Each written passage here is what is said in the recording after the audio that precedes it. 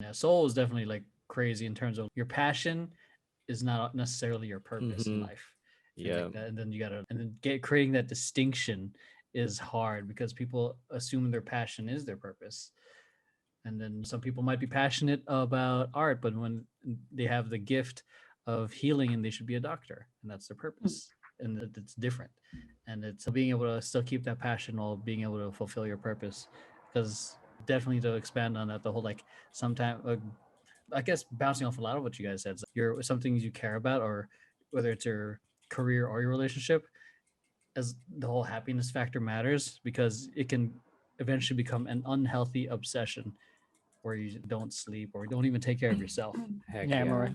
So, Freaking Wow. what are you talking about, unhealthy man? Starving obsession. himself. No, like I love what I'm doing, so it's like I'm happy with what I'm doing. Max, is it true? So, I'm kidding. just throw me under the bus right now. I'm kidding. Of course he does. Yeah,